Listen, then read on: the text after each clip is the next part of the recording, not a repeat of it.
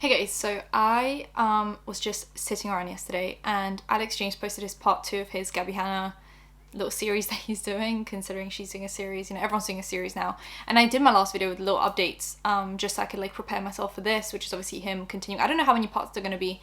This is part 2. I think he said there's going to be more, so I'm probably just going to be covering all of his little updates as we go, mainly with Gabbie Hanna not posting right now. There's really nothing that she's saying, so this is just his stuff. So I'm going to summarize it for you guys and then put the link to the full video in the description. And yeah, let's just get into it. My social media will be in the description along with my movie commentary channel. Anything else you need to find, subscribe, hit that bell, comment for engagement. If you haven't been getting notifications, scroll down, make sure you're still subscribed and make sure your notifications are on, because I'm seeing a lot of comments saying that notifications are not coming through, subscriptions are not coming through, you're being unsubscribed. YouTube's going through a little bit of a moment right now, a meltdown. So, just do all of that and let's get into it. So I don't know if you guys remember, but Gabbie Hanna did her kind of part of the series, and then she did this video that was debunking Jessie Smiles and Alex James's lies, and it was apparently made by a fan, but everyone noticed that the editing was exactly the same as her editing. So what a coincidence that a fan that made this edit for you edits in the same way as you, and you don't want to believe that that was you. You don't, I'm supposed to believe that that was a fan that just so happens to edit the same way as you. Anyway, so obviously there was that, and she was trying to debunk a bunch of things he was saying, some dates he said weren't lining up, etc., when he was mentioning the Curtis Lepore situation with Jessie Smiles. Because I know Jessie Smiles forgave Alex James for hanging out with Curtis Lepore but not Gabbie Hanna, and this video is basically about that. So he thinks it's first of all, just having to bring up the receipts is violating. He's saying it's weird because it's once again putting Jessie Smiles into the limelight that she did not ask to be in, because Gabbie Hanna knows the truth, but she will continue to gaslight and manipulate and act like she doesn't know the truth until all of the receipts are out there and she can't deny it anymore, even though she knows the truth. So we don't have to do any of this. We don't have to exploit the situation anymore, but she's forcing people to exploit the situation to defend themselves. He said he was looking for emails, messages, anything like that, and he's got a bunch of dates. So that's why I'm saying go and watch his full video as well, just for some of the receipts and some of the dates on the emails. So he's mentioning how obviously she had this interview with a psychologist where she said she doesn't tell the truth to her therapist a lot of the time, and it's what people were kind of heavily debating on. They were does she tell the truth to her therapist? Because it just seems if she was, there would be more of an intervening going on with the stuff that she's doing on the internet. And he's basically saying she admitted in an interview that she doesn't tell her therapist the truth. And then she also said that her high school bullies podcast episode was a mental breakdown that she had, and she was basically so she had this mental breakdown on her podcast, and that was to do with her being shadow banned and everyone was attacking her. So she said, oh, that was a mental breakdown. She started posting videos again after that, and that was after her shadow ban was when I DM'd her, or she DM'd me. And we had a very nice conversation in DMs where I was just encouraging her to just go back to being a normal content creator. She was yeah, thanks, I'll be back. She came back, I posted my video, she comments under that video being oh my god, thank you for the welcome back to the internet. Everything seemed fine. And then she posted a few videos where she said that she was, that situation with the podcast and the shadow banning, that was a mental breakdown that she was going through. And she said that she just wants to go back to regular content. She was clearly going through a hard time. So then for her to come back a few months later and start reiterating the same stuff that she was saying mid-mental breakdown that she had already kind of apologized for, is just really strange. Then obviously he mentions the 3-hour phone call. She did a 3-hour phone call with Jessie Smiles, and then she posted it without having any self-awareness and realizing that it didn't make her look good. Anyone that listened to the actual 3-hour long conversation didn't leave that conversation being oh my god, yeah, Gabbie Hanna's in the right. She's so right. She did not manipulate Jessie Smiles that whole phone conversation, even though she did. It was difficult to listen to. It was frustrating to listen to, because it was just mean. She just lacked any fucking empathy for Jessie Smiles. Anyway, then obviously he mentions the chat between Gabbie Hanna and that 15-year-old back in the day, where she was telling a random 15-year-old on Twitter about Jessie Smiles' medication and her medical history, and the fact that Jessie Smiles asked her for work, and just a bunch of things. Then the lies about Curtis Lepore. So Gabbie Hanna said that he FaceTimed her off a random phone number that she didn't recognize, and he's okay, so you, a public figure, are getting a FaceTime call from a number you don't recognize and you answer it. Okay, apparently she answers it and they have a FaceTime conversation. Now, he said that's a lie, because he knows for a fact that she called Curtis Lepore to tell him that she didn't believe Jessie Smiles because at that point, Jessie Smiles told her that she doesn't want to be friends with her anymore. That's the truth. And there is proof for that. Curtis Lepore has the screen recording of that FaceTime conversation, but she blackmailed him. So he said to her, if you don't publicly support me, I'm going to release the screen recording that I have off the FaceTime call where you're telling me that you believe me and not Jessie Smiles. And I spoke about that because Jessie Smiles mentioned that in her video on Gabbie Hanna recently. So he threatened, Gabbie to basically release that. And she said to him, we are in a two-party consent state where you can't release that or I will sue you. So he blackmailed her, she blackmailed him back. But the proof is there and he's saying it's there. So if he really wanted to and if he didn't care about being sued, he could release it. But obviously I'm assuming he doesn't really have much money to his name right now. After, paying for lawyers, I'm assuming for his court case against Jessie Smiles and not having a career afterwards, I don't think he's exactly making a lot of money right now. Correct me if I'm wrong. So I don't think it'll be in his best interest to be sued right now by Gabbie Hanna, who probably has more money than him. So I don't think he's going to release it. But just knowing that that conversation is there and the screen recording is there is enough for me. Then he talks about Jessie Smiles forgiving people. So we have Gabbie Hanna versus Alex James. So for example, Alex James was friends with Curtis Lepore and Jessie Smiles before the situation happened. So then he kind of tried to stay neutral until Curtis Lepore pled guilty. And then after that, they went their separate ways. Gabbie Hanna didn't know them before this whole thing went down. Sure, she made some rape apologist type tweets on Twitter when the case dropped on TMZ. She then met Jessie Smiles, apologized to her for the tweets, okay? And from that point onwards, they became friends because Jessie Smiles forgave her. After they stopped being friends, Gabbie Hanna then went to Curtis Lepore to tell him how much she believes him and not Jessie Smiles.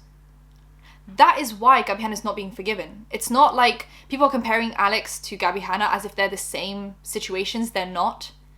That's why Gabbie Hanna is not being forgiven. It's because she did everything in her power to diminish what he did, to not believe Jessie Smiles, to tarnish her name in this whole thing. That's why she's not being forgiven. It's nothing else. Now he's debunking Gabbie Hanna's lies. So there's the tour around November, December time. She tried to call out the dates. He was like, no, the dates make sense. I just made one mistake. There was a tour around November, December time. He booked an Airbnb. There was some issues with the tour, so that fell through. He did some collabs with Nash back in the day, and Curtis Lepore was there. Curtis offers a flat in LA to Alex James. Alex had no money at the time, so he goes and lives in the flat for a little bit. He stayed neutral, both were his friends. That's the timeline. He didn't clear up the timeline at the time because Jessie Smiles asked him not to. So all of this oh, you're lying, you're not telling the whole truth, is because Jessie Smiles asked him to not bring up the timeline or not bring everything, but now she's given him permission to clear up the timeline and he's doing just that. The issue with obviously Jessie Smiles not forgiving Gabbie Hanna or that whole situation that Gabbie Hanna's going after, it's Gabbie Hanna had no relationship with Curtis Lepore before this whole thing happened, before the case, before the crime being committed. Gabbie Hanna had no relationship with him, so she had really nothing to lose by not being friends with him. Alex James was friends with Curtis Lepore and was friends with Jessie Smiles. So after obviously Curtis Lepore pled guilty, that's when Alex James completely cut him off, and after everything came out. But there was a relationship there before the case. With Gabbie Hanna, there was no relationship, and then once her and Jessie Smiles fell out, that's when she sought out a relationship from Curtis Lepore. So you know that he's guilty, you have no prior relationship with him, so you have nothing to lose or gain by being friends with him, and then you want to be friends with him after he pleads guilty to a crime. Okay, Gabbie Hanna also in her videos was acting like Curtis Lepore and Alex James were friends for months after the guilty plea. They were friends for 8 days. He stayed with Curtis Lepore for 8 days and he was supposed to stay for 11 days, but like I said, because Curtis Lepore was lying back and forth and then told Alex the truth about what happened, admitted guilt to him, Alex James moved out after 8 days to his Airbnb that he basically couldn't afford, but he moved to the Airbnb because he didn't want to be with Curtis Lepore anymore. So Gabbie Hanna would show a bunch of pictures to make it look like it was over the span of multiple months that they were friends, when it was literally over the span of 8 days, and most of those pictures are within 4 days of each other. So once again, he found out what happened, Curtis pled guilty, and he just moved out of there. April 4th to April 23rd, he can't remember the exact dates. They were at Curtis Lepore's house and he admitted the truth to Alex James. May 24th, exactly a month later, there was a Purge promotion premiere type of thing. Curtis Lepore was there and he was talking about Alex James behind his back, so I'm assuming Alex didn't believe him. So he was going around trying to tarnish Alex James's name. Alex goes to start a fight with him. Curtis films him, puts it on Twitter. They start arguing on Twitter. So that's like any tweets to do with that timeline are to do with this situation. Then June rolls around and he meets Gabbie Hanna at Mike Tyson's mansion. And that was like the first time they started like interacting. Curtis Lepore shows up. Alex goes to an organizer of that event and tells her the situation with Curtis Lepore. In case she didn't know, she says, oh yeah, I didn't know, I'll kick him out. Okay, Gabbie Hanna then like goes into a frenzy and is like, oh my god, wait, is Curtis Lepore being kicked out? Like I need to go and apologize to him. I need to like go talk to him. This is after guilty plea in April. In April he pleads guilty to the crime. We're talking about June, right? So she already knows about the guilty plea. And she's like, no, I need to go talk to him. Like, I want to be friends with him. I'm laughing so uncomfortable. Alex James tells Gabbie Hanna the true story in case she didn't know. And she says, that's not what I heard. After already apologizing to Jessie Smiles for the tweets, after already befriending Jessie Smiles, she's like, that's not what I heard. So he's sentenced in April.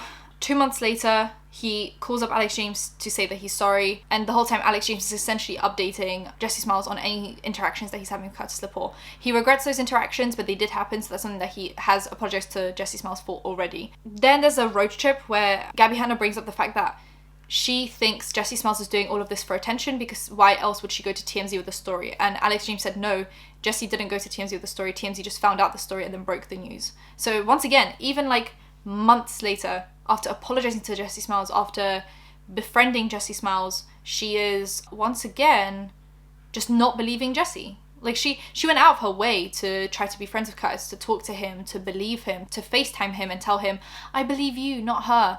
And now she's like, oh, why did Jessie Smiles forgive Alex and not me? I wonder why. Because Alex, when he found out what happened, cut Curtis Lepore off. Whether he did it too late or bang on time or whatever whatever you guys think. Like if you would have cut off Curtis Lepore sooner, that's great. I think at whatever point Alex cut off Curtis, he did after having a friendship with him, and Jessie Smiles has forgiven him for the time frame in which she has cut off Curtis Lepore. With Gabbie Hanna, she didn't have a relationship with him, and then she almost wanted a relationship with Curtis Lepore, whether that was a work relationship or a friend relationship, after finding out that he had already been sentenced to a crime. That's why she's not being forgiven. That's the timeline. He kicks out Gabbie Hanna from his apartment because there's some like drama, and then she goes to Jessie Smiles after already accusing her of, doing all of this for attention to Alex James, after trying to talk to Curtis Lepore. A month after his sentencing, like she goes and lives with Jessie Smiles because she has no one else to live with, and she's like, oh, let me just go live with Jessie Smiles, the girl that I don't believe, that I'm constantly chatting.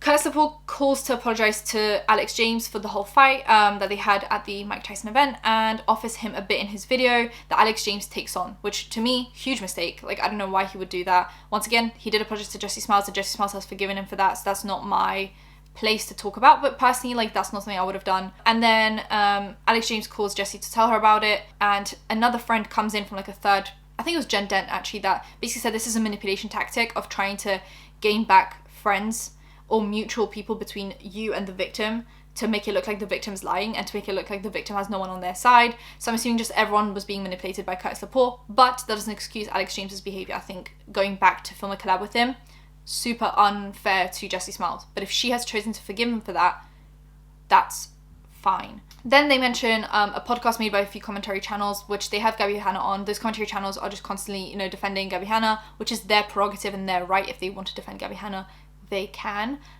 Just like I can not defend Gabbie Hanna. But in that, they had Gabbie Hanna on, and she says that Alex James threatened to hit her. Whereas a few videos ago on her channel, she says that he physically assaulted her. Threatening to assault and assaulting are two different things. So this is once again, her story just doesn't line up, and these commentary channels don't really look into it. They're just like, well, we're on Gabbie Hanna's side. Just like they say we're biased and we never give Gabbie the benefit of the doubt. They always give her the benefit of the doubt, which just swings the whole other way. I think there should be some kind of a middle ground. But I guess the middle ground is if you listen to both sides, you're going to get the middle ground. There are more lies. For example, how Jessie met and reconciled their differences. Gabbie said it was like an event. It was really at like a party and like a house party. She came in.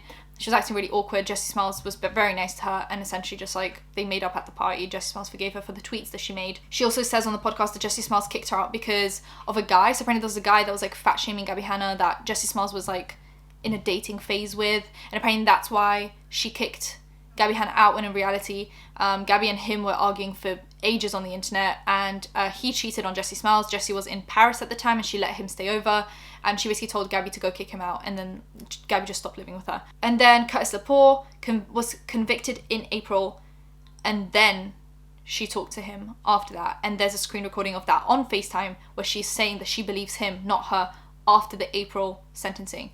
She keeps on saying, I'm not a rape apologist, it's just a few tweets, I already apologized for all of that, when in reality she's skipping this whole timeline to make herself look better to these commentary channels or to her audience, their audience, while also skipping big chunks of the conversation. So that is it for that video. I'm sure there's going to be more parts. He has said that there's going to be more parts. He keeps on mentioning like, oh, other videos.